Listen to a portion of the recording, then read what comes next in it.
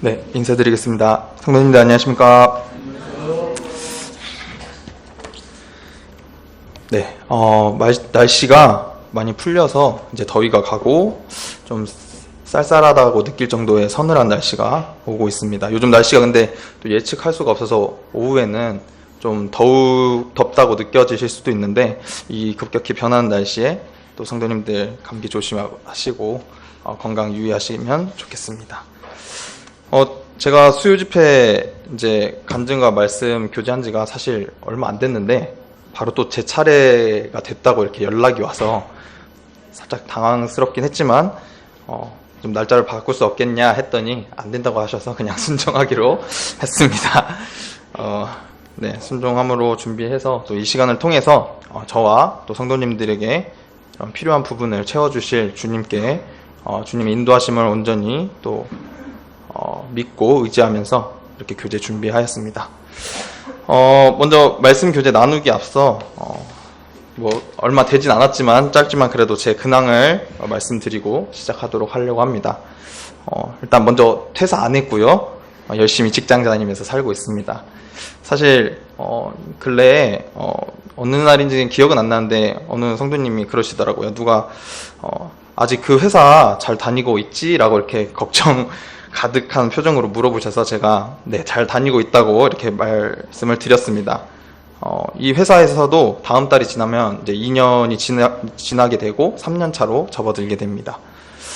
시간이 참 빠른 것 같습니다. 제가 베트남에서 모든 일을 또 청산하고 들어와서 이렇게 직장을 다니고 직장도 이직도 했고 하는데 벌써 2년이라는 시간까지 또 흘러가게 된 이 시간들을 돌아보면서 정말 시간이 빠르게 지나가고 있다는 것을 느끼게 됐습니다. 이제 시간이 지난 만큼 회사에서도 맡은 업무들이 좀 점점 많아지다 보니까 연초부터 8월 정도까지 회사가 정말 좀 많이 바빠져가지고 쉼없이 또 달려왔던 것 같습니다. 그나마 9월 들어서는 추석 연휴도 껴있어서 좀 한숨 돌리긴 했는데요. 고영수 모치님 잘 들리세요? 잘 안 들리신다고 아까 마이크를 좀 가까이 대달라고 하셨는데 네, 오늘도 제가 춘천을 아침부터 당일치기로 이렇게 고객사 현장에 다녀왔고 또 점심을 춘천에서 아는 형제와 같이 함께 점심을 먹으면서 짧은 시간이나마 교제하고 또 이렇게 복귀를 하게 되었습니다. 그랬더니 하루가 다 가버렸더라고요. 수요 집회를 이렇게 위해서 또 기도하고 준비하는 가운데서 바쁜 가운데서도 이렇게 어떻게들 다들 준비를 하시나 생각이 드는데 그래도 바쁜 가운데서도 주님이 허락하신 시간 안에서 말씀과 기도로 또 계속 살아가려고 부단히 노력하고 있고요. 나름 육체 연습도 꾸준히 하고 있습니다. 제가 여름 동안 또 많이 덥고 습하긴 했지만 러닝하는 거에 재미를 붙여가지고 거의 매일같이 밤마다 이게 한강을 뛰고 있습니다.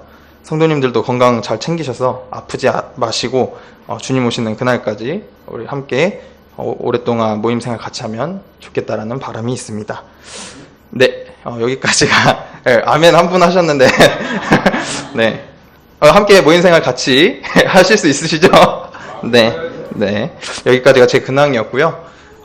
본론으로 들어와서 지난 수요 집회 때 제가 어떤 교제를 했는지 기억 안 나시겠지만 말씀을 드리면 제가 순종의 삶에 대해서 이렇게 교제를 준비하고 교제를 나누었습니다. 오늘은 기도에 대해서 제가 묵상하고 생각한 부분에 대해서 교제를 나눌까 합니다.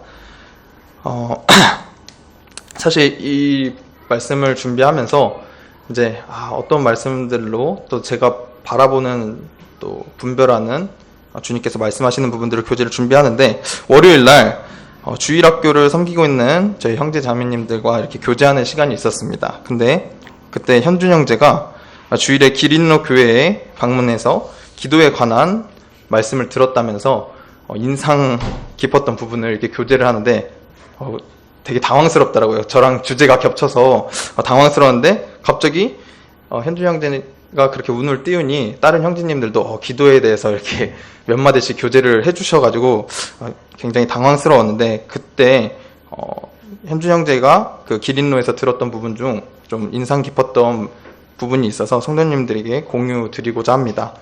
기린로 교회 주일 말씀을 전하시는 형제님이 이런 질문을 하셨다고 합니다. 성도님들도 함께 들어보시고 생각해 보시면 좋겠는데요. 4가지 보기를 드릴 텐데 이 중 가장 힘든 것을 선택해 보세요 라고 하면서 질문을 이렇게 던졌다고 합니다. 자, 1번 1시간 동안 말씀 듣기, 2번 1시간 동안 교제하기, 3번 1시간 동안 예배 드리기, 마지막 4번 1시간 동안 기도하기. 성도님들은 들으시고 마음속에 어떤 부분이 가장 힘들 것 같다고 생각을 하십니까? 네. 저는 사실 처음에 들었을 때 뭔가 무슨 저런 터무니없는 질문인가 라고 생각을 했지만 하지만 답이 정해져 있는 것처럼 함께 교제 나누었던 그 자리에 있던 형제 자매님들이 모두 4번이 제일 힘들다고, 저마저도 4번이 제일 힘들 것 같다고 이렇게 손을 들었습니다. 제가 성도님들에게는 따로 손을 들어보라고 말하진 않겠습니다. 왜냐면 저희 잠실교회 성도님들은 4가지 보기가 모두 힘들지 않다고 또 많은 성도님들이 많으실 것 같다고 생각하고 그냥 넘어가겠습니다. 네, 이 질문을 들으면서 안 그래도 제가 준비하고 기도에 대한 교제에 좀 더 깊이 묵상하고 생각할 수 있는 시간을 인도해 주신 것 같다라고 생각이 돼서 감사가 되었고, 다른 것은 다 가능한데 왜 기도만큼은 1시간 동안 할 수가 없을까, 아니면 하기가 힘들까라는 이런 생각을 해보았습니다. 습관이 안 돼서, 아니면 어떤 상황이 안 돼서 기도하는 게 힘들어서, 약간 이런저런 측면적으로 생각해보고, 나의 주어진 하루라는 시간 속에서 얼마나 주님을 생각하고 주님과 함께하려 하고 또 가까워지려 하고 얼마나 어떻게 구별하여 나의 기도 시간을 드리고 있는가를 다시 한번 생각하게 되면서 이 교재를 준비하게 되었습니다. 먼저 기도란 무엇인지 생각해보고 어떤 것인지 좀 함께 찾아보도록 하겠습니다. 성경 골로새서 4장 2절 말씀 함께 보시겠습니다. 골로새서 4장 2절입니다.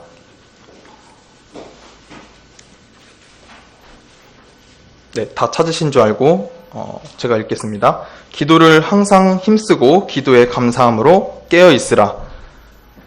네, 기도를 항상 힘쓰고 기도에 감사함으로 깨어 있으라라고 이렇게 말씀을 하고 계십니다. 또 찾지는 않겠습니다. 에베소서 6장 18절 제가 읽도록 하겠습니다. 모든 기도와 간구로 하되 무시로 성령 안에서 기도하고 이를 위하여 깨어 구하기를 항상 힘쓰며 여러 성도를 위하여 구하고. 네, 여기 이 두 구절 말씀에서 기도를 항상 힘쓰고 기도에 감사함으로 깨어 있으라고 말씀을 하시며, 모든 기도와 간구로 하되 무시로 성령 안에서 기도하고 깨어 구하기를 항상 힘쓰고 여러 성도를 위해 기도하라고 기록되어 있습니다. 제가 교재를 준비하면서 여러 신앙서적을 또 참고하게 되었는데, 혹시 기도하지 않으면 죽는다라는 신앙서적이 있습니다.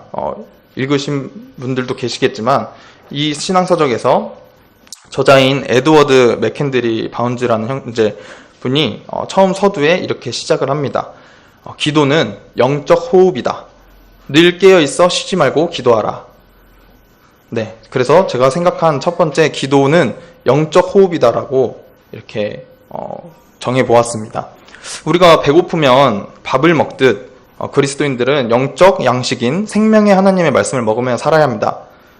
그게 맞죠? 하지만 밥은 하루 이틀 굶어도 사람이 살 수 없을까요? 그렇지가 않는 겁니다. 하루 이틀 안 먹어도 살 수 있습니다. 하지만 호흡은 다릅니다. 사람이 이 한 호흡을이라도 하지 않으면 하루가 아니라 단 몇 분도 채 되지 않아 기절하게 되거나 숨을 먹게 됩니다. 그럼 영적인 호흡이 멈추면 살 수 있을까요? 네, 당연히 살지 못하는 것입니다. 그렇기에 그리스도인들이 기도하지 않으면 죽는다라는 것입니다. 나는 하루에 얼마나 기도하고 있을까를 생각하게 되며 제 자신을 돌아보게 되었습니다. 성도님들도 함께 생각하시면서 나는 하루에 얼마나 기도하고 있을까를 한번 생각해 보시고, 난 어떨 때 기도하지? 라고 먼저 제가 제 삶을 돌아봤는데, 먼저 딱 드는 생각이 밥 먹을 때, 보통 식전 기도를 하지 않습니까? 근데 안 하고 드시는 분 없으시죠? 네, 다들 하시고 드실 거라 생각합니다. 사실 지금은 그렇진 않지만 학창시절 친구들 앞에서 식전에 기도하는 것이 얼마나 또 힘들고 부끄러웠던 그런 저의 모습이 있었는데, 그저 남의 시선을 신경 쓰고 이 부끄러움에 감사보다 내 상황을 더 귀히 여기는 그런 모습들이 지금 보면 참 부끄러운 행동이었던 것 같습니다. 다들 그런 경험이 있으신 줄로 압니다만 없으시다면 정말 존경스럽고 본받아야 된다고 생각합니다. 더 나아가서 그럼 식전에 얼마나 깊게 감사를 하시나요? 라고 질문을 드리고 싶습니다. 공적인 자리나 이럴 때 식사 기도를 할 때는 대표자가 한 명이 이제 기도를 하고 함께 그 기도를 들으면서 대표자가 소리를 내어 함께 깊게 감사하면서 기도를 하게 되는데, 혼자서 밥을 먹거나 또는 같이 함께 있을 때도 요즘은 일명 각기라고 하죠. 각자 기도하여 밥 먹을 때 어찌나 그렇게 빠르게 기도를 하고 먹기에 바쁜지 참 제가 그렇다는 겁니다. 성도님들은 안 그러시겠지만 참 부끄러운 제 모습도 다시 한번 생각하게 되었습니다.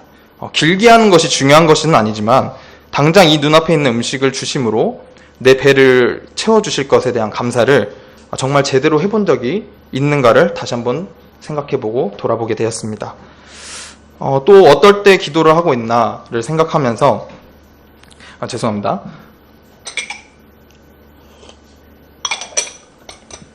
근 몇 년간은 계속 제가 이제 지속하고 있지만 제가 하나의 습관을 만들기 위해 노력했던 부분이 있습니다. 바로 아침에 일어났을 때 그리고 잠들기 전 주님 앞에서 무릎 꿇고 엎드려 기도하는 것입니다. 사실 처음엔 쉽지 않았습니다. 제가 20대 초중반 때 양쪽 무릎 연골을 수술했는데요. 이 수술 후로는 재활을 해도 이게 무릎이 잘 구부려지지가 않았습니다. 그래서 앉은 자세로 기도도 하고 그냥 책상에 앉아서 이렇게 기도를 해야 했습니다.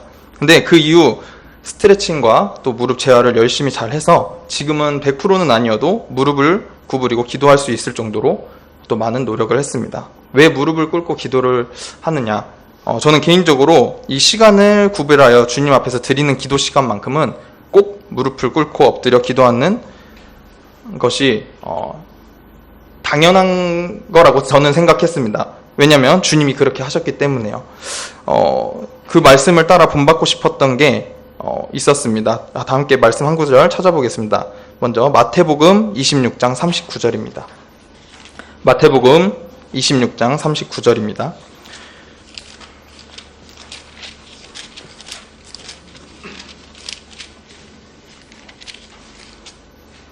네, 다 찾으신 줄 알고 제가 읽겠습니다. 조금 나아가사 얼굴을 땅에 대시고 엎드려 기도하여 가라사대 내 아버지여 만일 할만하시거든 이 잔을 내게서 지나가게 하옵소서. 그러나 나의 원대로 마옵시고 아버지의 원대로 하옵시고. 겟세마네 주님께서 제자들과 함께 올라가셔서 좀 멀리 떨어지신 후에 얼굴을 땅에 대시고 엎드려 기도하는 장면이 나옵니다. 네, 그리고 누가복음 22장 39절입니다. 같은 이어지는 맥락인데요.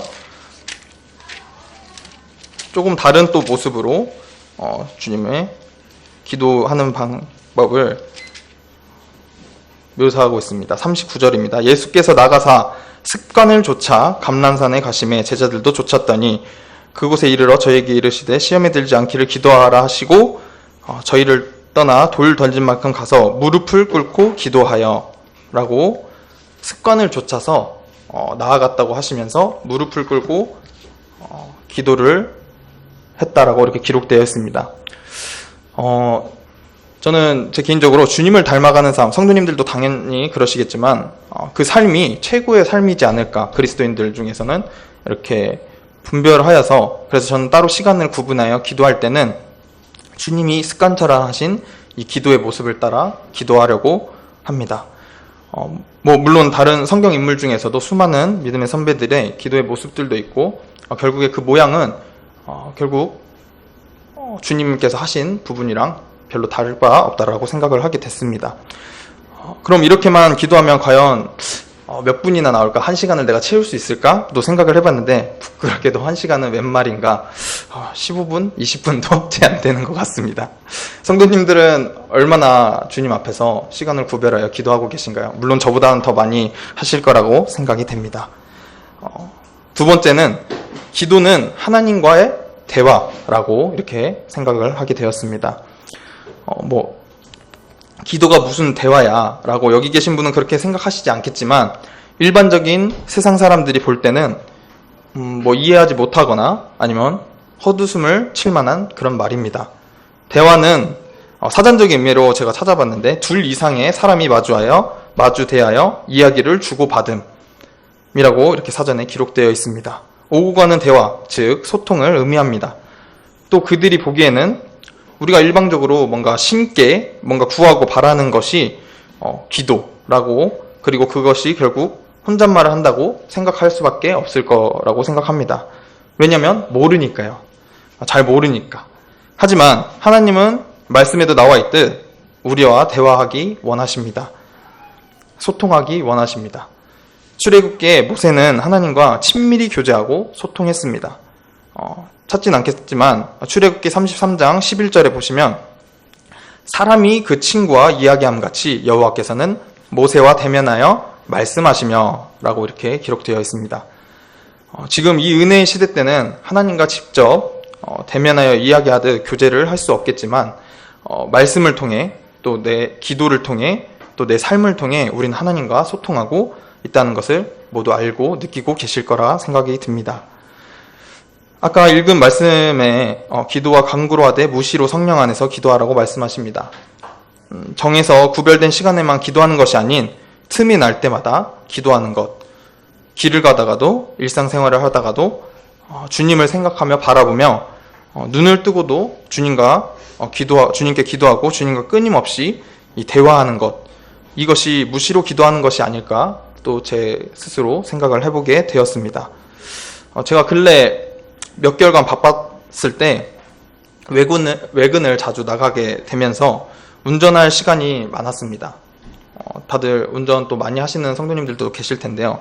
차 안에서 오고 가며 말씀도 종종 듣지만 저는 또 주로 찬양을 많이 듣습니다. 찬양 가운데서 가사에 하나님의 사랑과 은혜에 감격해서 감사할 때가 종종 있습니다. 찬양을 잠시 멈추고 그럴 때마다 이렇게 밖을 보면서 주님께 그냥 감사를 드립니다. 찬양뿐만 아니라 날씨가 좋다거나 또 기분이 좋거나 또 혹은 뭔가 좋지 않은 일이 있을 거나 걱정이 되거나 고난과 역경 속에서 이런 상황에서도 그저 이런 모든 상황 가운데 내 삶을 인도해 주시는 주님께 감사함을 담아서 차 안에서 목소리를 내서 하나님께 기도합니다. 계속 소통을 하려고 합니다. 그러면 신기하게도 마음이 참 평안해집니다. 그날 하루는 정말 평안 가운데 머물러 있는 이런 제 삶을 또 돌아보게 됩니다. 마태복음 6장 함께 보시겠습니다. 주님이 기도는 어떻게 하는지 제자들에게 가르치시는 말씀이 나와 있는데요. 다들 잘 아시는 구절이라 생각합니다. 마태복음 6장 5절부터 이렇게 기도에 대한 가르침이 나옵니다.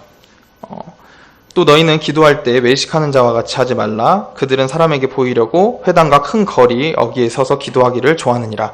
내가 진실로 너희에게 이르노니 그들은 자기 상을 이미 받았느니라. 너는 기도할 때 내 골방에 들어가 문을 닫고 은밀한 중에 계신 내 아버지께 기도하라. 은밀한 중에 보시는 내 아버지께서 갚으시리라.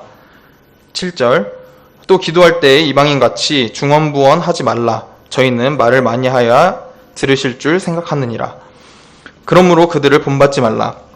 구하기 전에 너희에게 있어야 할 것을 하나님 너희 아버지께서 아시느니라. 그러므로 너희는 이렇게 기도하라. 하늘에 계신 우리 아버지여, 이름이 거룩히 여김을 받으시오며 나라가 임하시오며 뜻이 하늘에서 이루어진 것 같이 땅에서도 이루어지이다. 오늘 우리에게 일용할 양식을 주시옵고 우리가 우리에게 죄 지은 자를 사하여 준 것 같이 우리 죄를 사하여 주시옵고 우리를 시험에 들게 하지 마시옵고 다만 악에서 구하시옵소서. 나라와 권세와 영광이 아버지께 영원히 있사옵나이다. 아멘. 네, 주님께서 제자들에게 이렇게 기도하라고 말씀하시면서 또 깊은 묵상을 하게 되었습니다. 기도는 어떻게 해야 되는가? 또 저희가 목요일마다 제자 훈련반을 통해서 교제하고 있는데, 연초에 공부했던 신앙서적인 윌리엄 맥도날드 형제님이 쓰신 참된 제자의 길이라는 이 교재에서도 기도에 관해 다루는 부분이 있습니다. 그것도 참고하여 제가 다시 한번 읽어보고 묵상하게 되었는데, 그곳에서 11가지의 기도의 중요한 원칙들이 나와 있습니다. 그중 몇 가지가 좀 제 마음에 와닿아서 좀 소개해드리고자 합니다. 성공하는 기도의 여러 가지 조건들 가운데 하나는 참 마음으로 하나님께 나아가는 것입니다. 라고 이렇게 나와 있습니다. 이 말의 뜻은 우리가 주님 앞에서 진실하고 성실해야 된다는 뜻입니다. 어떠한 위선도 없어야 하고, 우리는 스스로가 하고자 하는 마음이 없는 것을 이 다른 사람을 시켜서 무언가를 해달라고 떼쓰는 것처럼 주님께 기도해서는 안 된다는 것입니다. 야고보서 4장 3절에는 구하여도 받지 못함은 정욕으로 쓰려고 잘못 구하기 때문이라 라고도 이렇게 말씀이 기록되어 있습니다. 우리는 참 마음으로 하나님께 나아가고 기도해야 된다는 뜻입니다. 또 하나는 기도할 때 우리는 먼저 우리가 주님 뜻 가운데 있는지의 여부를 확인해야 된다는 것입니다. 주님의 이름으로 구한다는 것은 주님의 손에 이끌리고 주님에 의해서 기도로 인도되는 것, 응답하실 것을 믿으며 기도해야 된다는 것입니다. 더 많은 부분들이지만 너무 많아서 줄여서 말씀드린 점 이해해 주시길 바라고요. 필요하시다면 이 참된 제자의 길 신앙서적을 한번 읽어보시면 좋겠습니다. 이렇듯 우리는 기도를 통해 하나님과 친밀한 교제를 나눌 수 있으며 나의 삶을 온전히 맡기고 이 인도하심을 순종하며 그 기도에 응답해 주실 것을 믿으며 어떤 응답에도 감사하며 살아가는 것이 우리 그리스도인의 올바른 기도의 삶이지 않을까라고 이렇게 생각을 하게 되었습니다.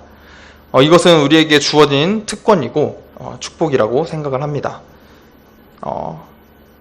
위에 책자에서 나온 내용 중에 어떤 자매님이 쓰신 짧은 간증의 시를 읽어드리고 제가 특송을 하나 하고 마치도록 하겠습니다. 응답이 어떻게 올지는 나는 모른다. 한 가지 아는 것은 하나님은 응답하신다. 내 열렬한 기도가 상달되었다는 소식이 언제 오는지 나는 모른다. 분명히 아는 것은 응답은 곧 온다. 그러므로 오직 기도하고 기다릴 것이라. 내 기도한 축복이 내 생각 그대로 올 것인지 나는 모른다. 내 기도를 오직 하나님께 맡김은 그분의 뜻이 내 것보다 현명함이라. 라는 이런 짧은 간증의 시가 나와 있어서 제 마음도 울리는 그런 문구였던 것 같습니다. 어느덧 우리가 기도 없이 이제 신앙생활을 하는 게 거의 습관처럼 굳어지는 것 같아서 위기입니다. 이엔 바운즈 그 형제님이 집필하신 기도하지 않으면 죽는다는 그 책 제목이 굉장히 강렬하잖아요. 근데 그리스도인들에게 액면 그대로 맞는 말이에요. 벌써 지금 죽어가고 있는데 살았으나 죽은 자 같고, 또 어쩌면 무늬만 겨우 유지하고 있는 정도도 버거운, 그래서 어떤 능력도 상실하고 기쁨도 거기다가 감사도 소망도 다 하나둘 사그러들고 있어서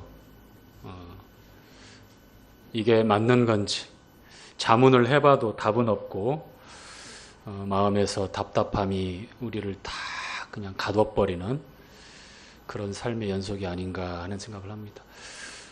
제가 청년의 때가 아마 신앙을 가지고 열정적으로 하나님을 섬기고 또 어디 매여 있는 게 없으니까 더 한 곳을 향해서 아주 맹렬하게 살아왔던 것 같은데, 물론 뭐 앞뒤 생각 안 하고 그렇게 신앙생활을 하는 게 답은 아니지만 그때는 실제로 두 가지 이제 원칙을 정했죠. 하나님 말씀을 읽지 않는 이상 그 어떤 음식도 내 입에 들어갈 수 없다. 첫 번째. 두 번째, 기도하지 않고는 어떤 말도 하지 않겠다. 가은 형제 그렇게 하나요?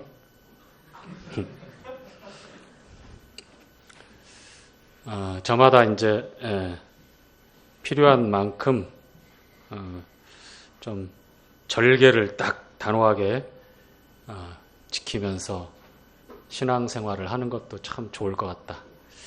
이럴 때 조금 무너지고 저럴 때 좀 합리화하고 이럴 때 저럴 때 요렇게 저렇게 조금씩 맞춰가다 보니까 어느덧 이것도 아니고 저것도 아니고 아무것도 아닌 그런 상황이 된 것 같아요. 마치 이 시계추 같아요. 똑딱 그 자리에서 왔다 갔다 왔다 갔다. 일주일을 이제 제 얘기하는 거예요. 우리 성도님들 얘기하는 거 아닙니다. 오해 없으시기 바랍니다. 철기 형제 오해 없으시기 바랍니다. 제 얘기하는 겁니다. 일주일 월요일 시작해서 토요일까지 수요일, 토요일, 주일 집회는 빠지지 않고 있지만 그것이 신앙생활을 잘 하고 있다라고 하는 그런 보장은 아니잖아요. 그렇죠? 매너리즘 어느덧 저와 여러분의 신앙생활에 조금씩 좀 불편한 그런 진실이 보이는 것 같습니다. 기도에 관한 교제 말씀 통해서 우리가 잊고 있었던 주님과의 대화인데 레위기나 지금 민수기 쭉 교제하면서 여기서 말씀하고 있는 내용이 우리 주님이 이스라엘 백성들과 함께 하시고 싶어 하는 것, 그래서 성막을 만들게 하셨고 또 십계명을 주시고 법궤에 두어서 지성소에 시은좌라고 하는 곳에서 오늘 끝부분의 말씀을 또 나누겠지만 모세와 하나님이 말을 해요. 말씀을 나눕니다. 신약 성도들은 이제 특별하게 하나님이 우리 몸이 고린도 전서 3장 6장에 기록된 대로 우리 몸이 하나님의 성전이라고 말씀을 하셨어요. 그래서 우리 안에 내주하시는 성령을 통해서 우리가 기름이 발라져 있어요. 우리가 교제할 말씀 가운데 기름을 다 바르잖아요. 성막을 봉헌할 때, 제단을 봉헌할 때에 기름을 바른다고 하는 것은 구별하여 하나님의 소유로 하나님께 드렸다라고 하는 의미를 내포하고 있거든요. 근데 성령께서 우리 안에 인치신다고 하는 것이 바로 그런 거예요. 그리스도가 기름 부음 받은 자잖아요. 그리스도, 왕, 선지자, 제사장, 이렇게 구약의 새 직분을 감당하기 전에 기름 부음을 받게 하고 따로 구별해서 하나님께 드려지는 그러한 의식을 행합니다. 신약 성도들은 성령이 우리 안에 거하시죠. 영원한 날, 영원한 때까지. 그래서 이제 주님이 우리와 늘 말씀을 나누길 원하시고 또 우리가 어떻게 주님 앞에 아뢰일까? 주님도 귀를 기울이시는 거예요. 하나님께서 다 아시잖아요. 뭐 딱히 내가 말을 한다고 뭐 달라질 게 있어요. 내 마음으로 다 알기 때문에 저는 마음으로 항상 하나님과 얘기하고 교제하고 있어요. 뭐 그런 부분도 필요하겠지만 실제적으로 우리 주님이 본을 보이신 것처럼 그렇게 습관을 쫓아서 아들 안에 아버지가 계시고 아버지 안에 아들이 계시고 온전하게 한 몸으로 계시지만 그럼에도 불구하고 아버지 앞에 아뢰고 기도를 하셨어요. 저희들의 신앙생활에 정말 중요한 이 기도. 주일 말씀은 사랑에 관한 말씀이었고 체러티, 그리고 수요일 날 또 기도, 이렇게 짧고 굵은 주제의 말씀을 통해서 성도들에게 또 정말 중요한 기본기 다지기를 다시 또 시작할 수 있으면 좋겠습니다.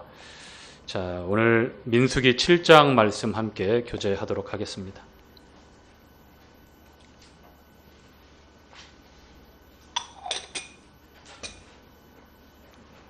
자, 민수기 6장은 나실인에 관한 규례였죠. 자기 몸을 구별하여 하나님께 드리는 사람들, 전 생애를 나실인의 삶을 살았던 사람도 있고, 특정한 기간을 정해서 성막 앞에서 하나님 앞에 약속을 하고 서원을 하고 그 약속을 따라서 나실인의 삶을 살 수 있도록 이렇게 말씀하셨습니다. 남성 위주의 하나님께 그 봉사하는 그런 내용이 많았다면 나실인의 규례는 남녀 차이가 없었어요. 그렇죠? 세 가지 금기사항이 있었는데요. 포도주나 독주, 그리고 포도나무의 소산을 먹지 말라고 하셨고, 두 번째는 삭도를 그 벌에 대지 말라고 하셨고, 세 번째는 죽음, 시체를 가까이 하지 말라고 이렇게 하셨죠. 다 영적인 의미, 어떤 의미가 있었는지 우리가 교제를 했고요.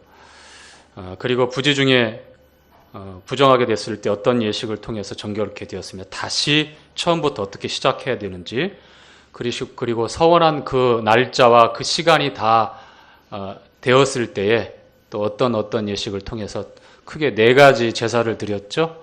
그리고 나서 화목제물 그 제물에 그 머리를 잘라서 화목제로 드리고 나서, 그리고 8일째 이제 정상적인 보통 평범한 그런 삶을 또 살아가게 되었습니다. 또한 로마서 12장에 나와 있는 말씀을 통해서 우리가 나실인이며 완전한 나실인으로서 사셨던 주와 같은 모습으로 또 닮아가며 주님의 그 삶을 우리가 따라간다라고 말씀을 우리가 교제를 하였습니다. 자, 이번에 7장인데요. 7장은 성막 봉헌에 관한 말씀과 그 다음에 이스라엘 족장들이 봉헌 예물, 즉 헌신을 하는 내용이 나옵니다. 성막 봉헌과 이스라엘 지도자인 족장들의 예물, 이렇게 정리할 수 있겠습니다. 자, 7장 1절부터 10절까지의 이제 그 내용이 이제 전반부가 있고요. 그 다음에 이제 11절부터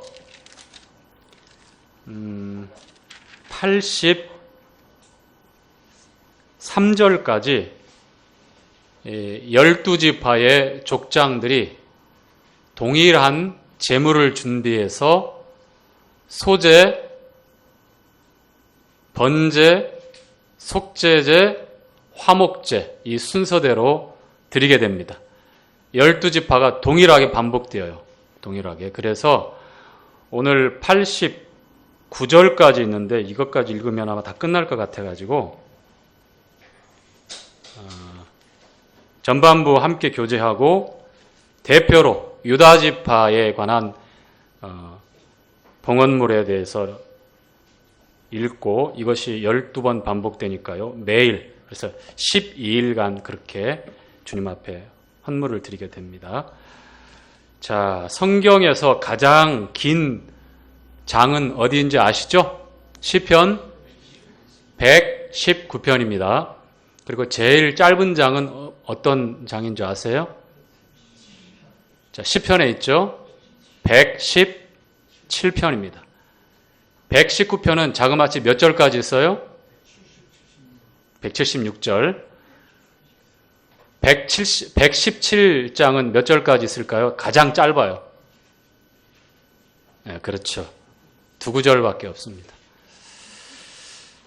제가 왜 이렇게 얘기하냐고요? 상식이니까 한 번씩 얘기해 주는 겁니다. 못지않게 민수기 7장도 89절까지 있어요. 아마 성경 두 번째로 긴 장이 될 거예요. 성경 기록 가운데. 맞습니까? 혹시 더 긴 장이 나오면 오늘 얘기했던 거 잊어버리시기 바랍니다. 제가 알기로는 두 번째 장으로, 긴 장으로 알고 있습니다. 자, 성막 봉헌과 이스라엘 족장들의 예물에 관한 내용. 자, 7장 1절 함께 읽겠습니다. 시작. 모세가 장막 세우기를 필하고 그것에 기름을 발라 거룩히 구별하고 또 그 모든 기구와 단과 그 모든 기구에 기름을 발라 거룩히 구별한 날에. 자, 모세가 장막 세우기를 피라고. 여기서 장막은 성막입니다. 터버너클. 예. 출애굽하고 2년 된 1월 1일 날입니다. 자, 이제 시내산에서 하나님께서 보여주신 그 식양대로 오홀리압과 브사셀 그리고 수많은 장인들을 통해서 그대로 이렇게 성막을 짓게 되고 그것이 필해졌다, 완성되었다는 겁니다. 그리고서 이제 봉헌을 하는 시기 하는 그 내용인데 특징적인 게 한 가지, 기름을 바른다고 말합니다. 성막의 모든 부분에 기름을 발라요. 단에 기름을 바르고 그리고 성막 안에 있는 지성물에도 다 기름을 발라요. 기름을. 여기서 말하는 기름은 어떤 기름일까요? 기름. 한 가지예요. 기름. 감람유로 되어 있죠. 개역 성경에. 영어 성경에 보면 올리브유로 되어 있어요. 올리브유. 지중해 식단에서 가장 중요한 베이스가 되어진 기름이 올리브유죠. 예. 팔레스타인 땅에서도 이 감람유, 올리브유가 식용으로도 사용되었고, 그리고 지금 여기서 특히 구별해서 하나님 앞에 봉헌할 때에도 사용했던 기름입니다. 제사장들이 성막에서 하나님 앞에 봉사하고 섬길 때, 예배 드릴 때 사용했던 기름이 바로 올리브유입니다. 감람유. 아시겠죠? 예, 감람산, 올리브산.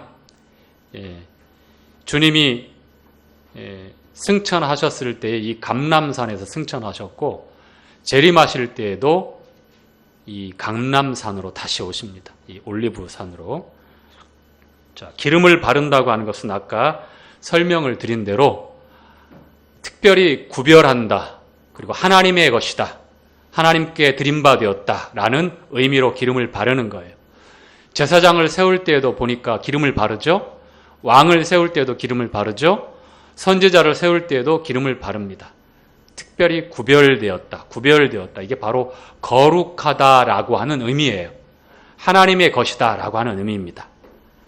기름을 바른다고 하는 것은 바로 그런 의미입니다.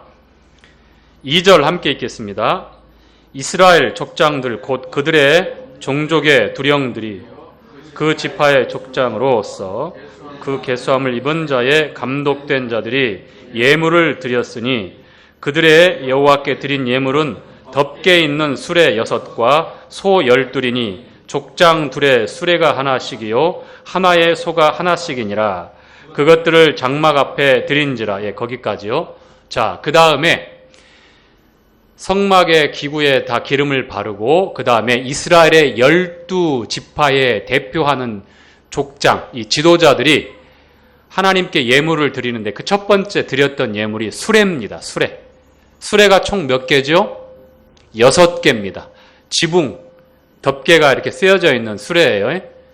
예, 뚜껑이 열려 있는 게 아니라. 자, 수레 6개, 그리고 소는요?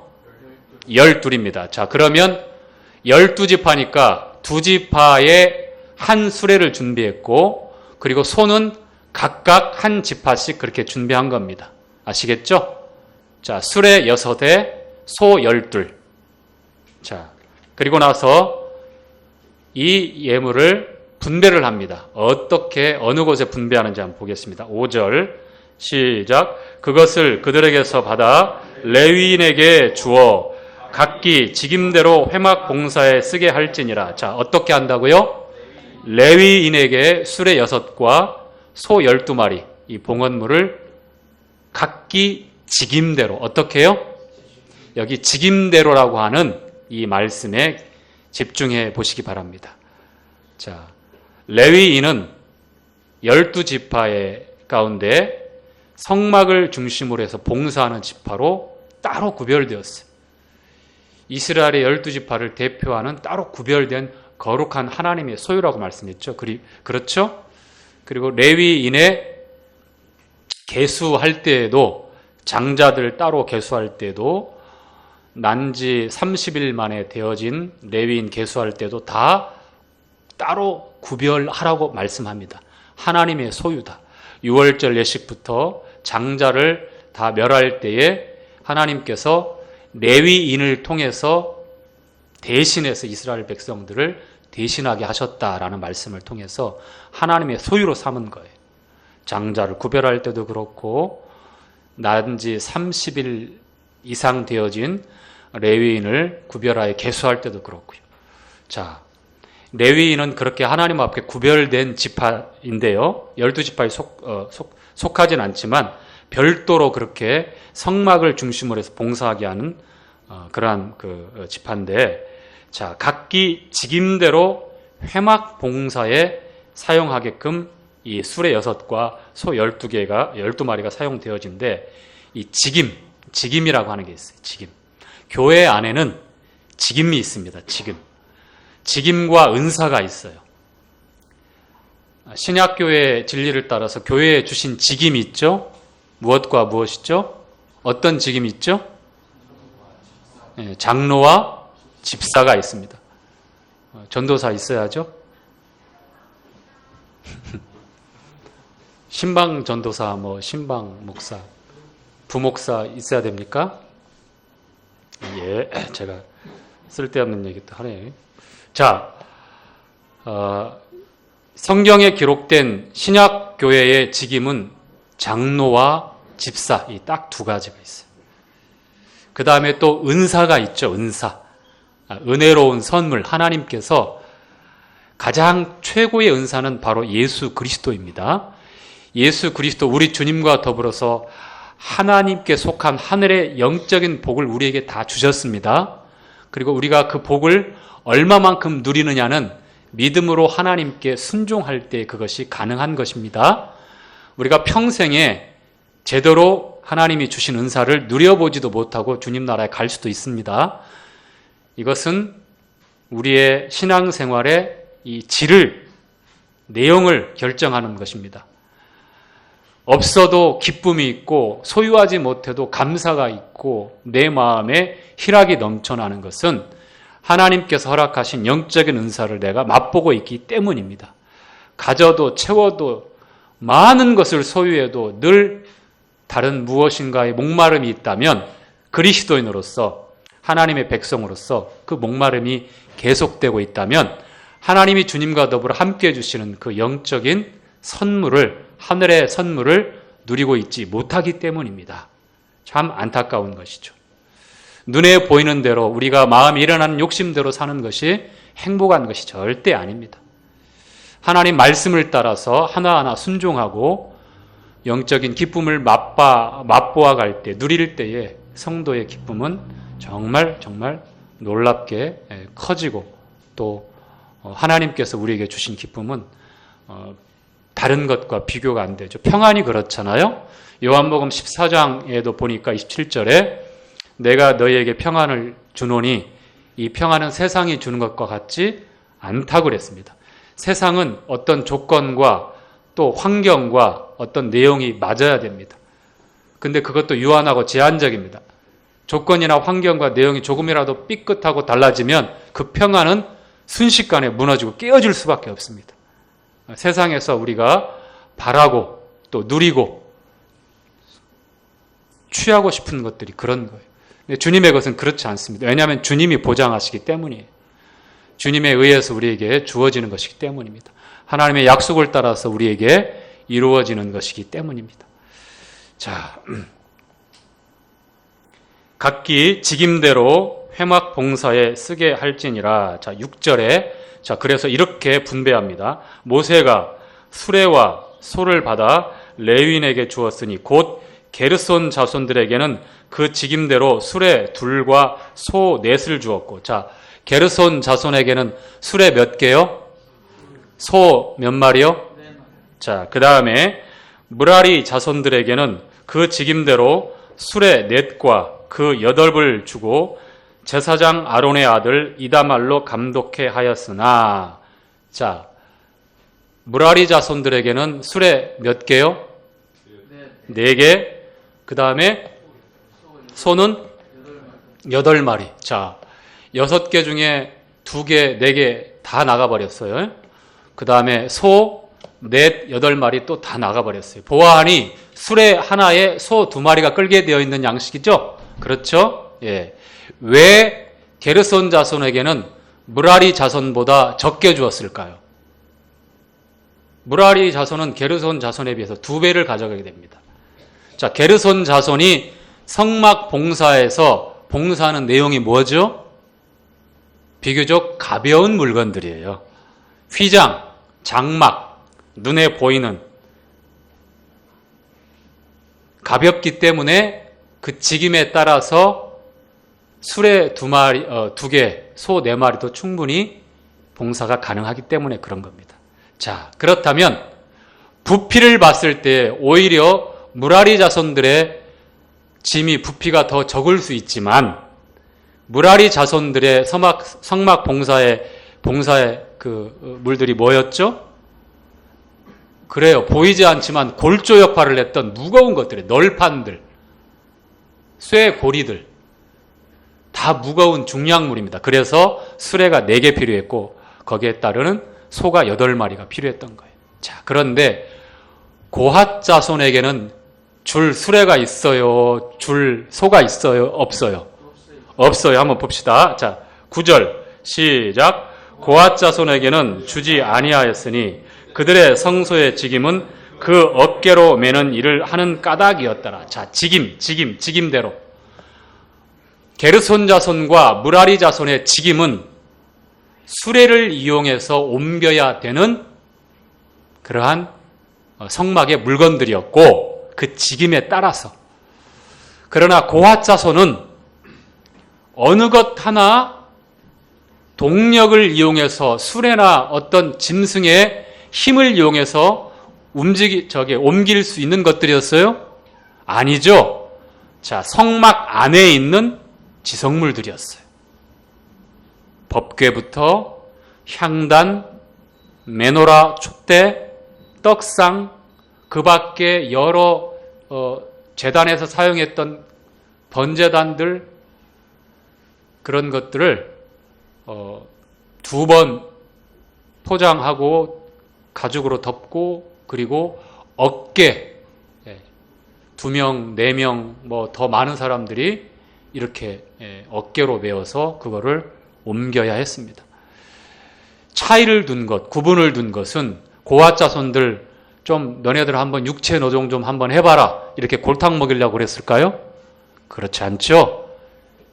똑같은 성막에서 사용하는 물건들이지만 성막 안에 있는 지성물들은 그만큼 하나님 앞에 거룩하게 구별되어져 있는, 즉 일반 사람들, 레위 사람들이라 할지라도 보면 죽을 수 있는 그만큼 거룩하게 구별된 물건들이에요.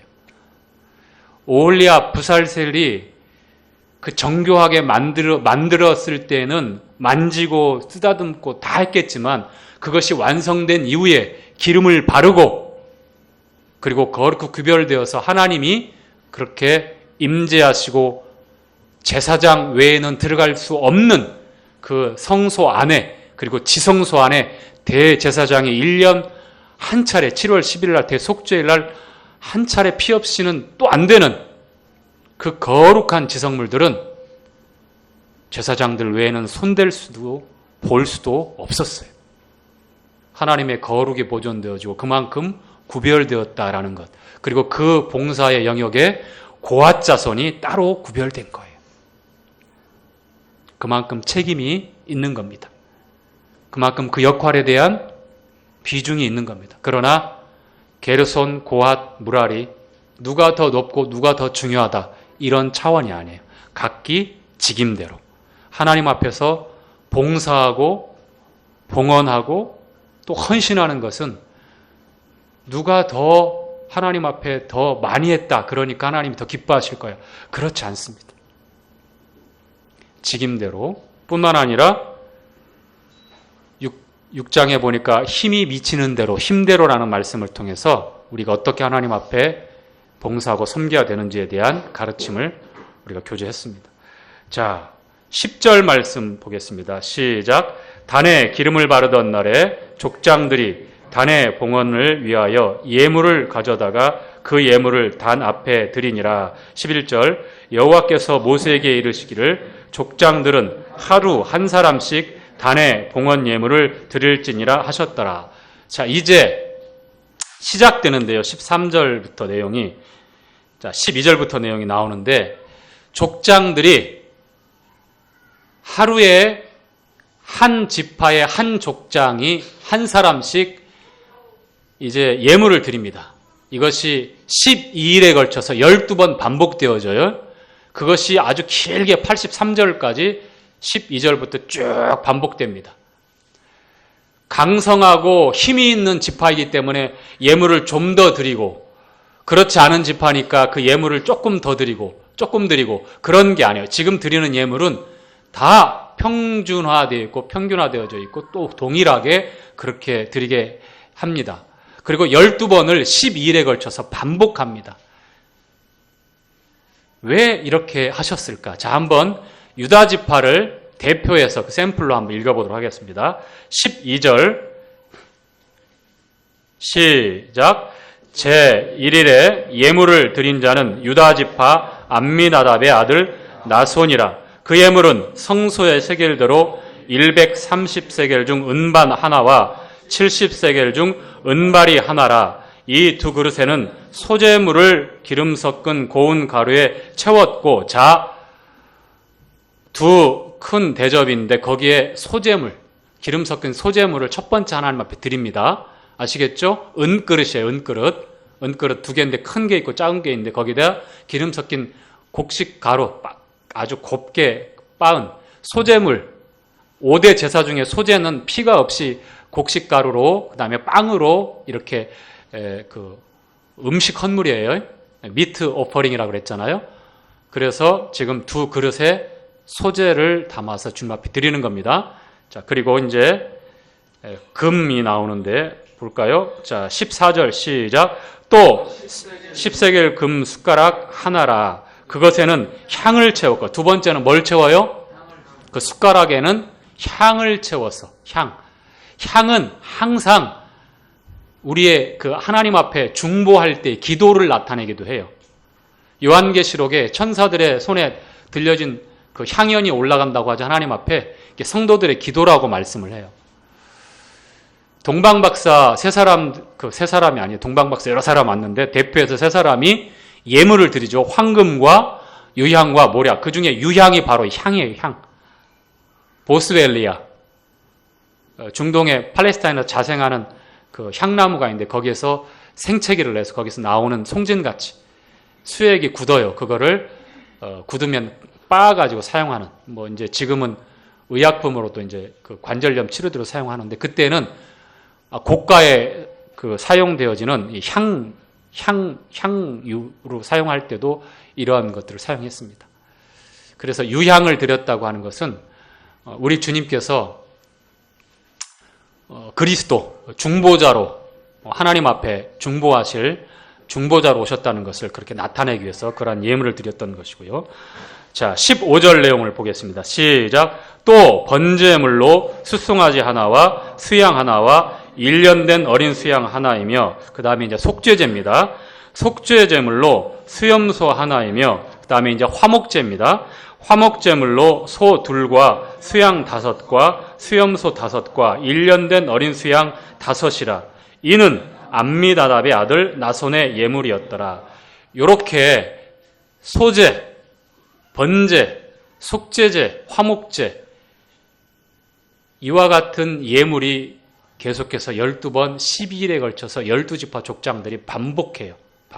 왜 그랬을까요? 왜 반복하셨을까요? 차이를 두지 않습니다. 제물의 내용에.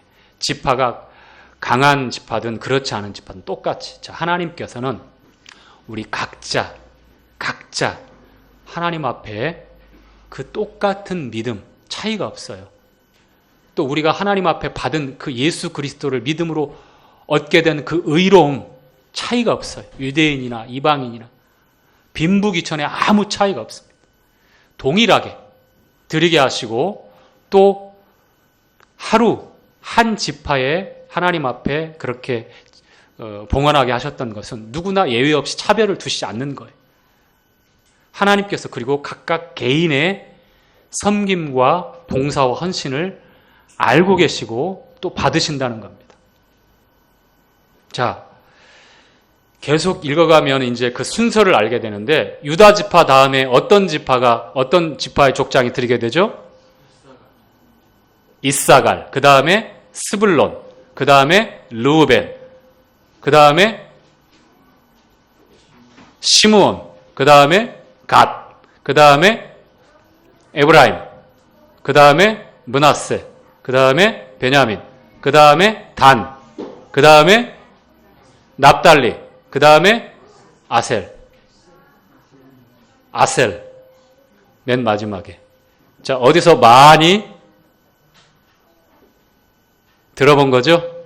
바로 성막을 중심으로 12지파가 진을 칠 때에 동편에 유다, 이사갈, 스불론, 그 다음에 남쪽에 시가방향으로 르우벤, 시므온, 갓, 그 다음에 서쪽에 여러분이 하세요. 이제부터는. 예? 에브라임. 네, 그럴 줄 알았어요.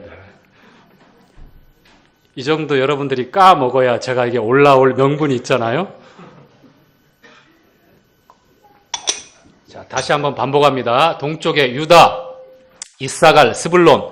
자, 남쪽에 르우벤, 시므온, 갓. 서쪽에 에브라임, 므낫세, 베냐민. 자, 북쪽에 단, 납달리, 아셀. 자, 여러분이 한번 해봅시다. 동쪽에, 남쪽에, 자, 서쪽에, 북쪽에, 정신없습니다. 막 컨닝하는 사람, 찾아보는 사람, 막 여기저기. 제가 허를 찔렀나요? 반복하셔야 돼요. 반복. 자, 이렇게 순서대로 진을 쳤던 세 지파 이 순서대로 12일간 이렇게 하나님께 드리게 합니다. 자, 쭉 넘기셔서 자, 88절 함께 읽어봅시다. 88절. 자, 88절. 이제 84절부터 88절까지는 12족장에 드렸던 봉헌물에 이제 총 합계가 나와요. 쭉 나와요. 자, 그리고 이제 89절 읽고 마쳐야 될 것 같습니다. 안 읽고 딱 오니까 시간이 딱 맞는 것 같아요. 읽으면 아마 1시간 걸릴 것 같고, 그래서 오늘 89절 한번 읽어보죠. 자, 이와 같은 봉헌 예물이 드려지고 하나님이 받으시면서 이렇게 마무리가 되어지네요. 자, 89절 시작.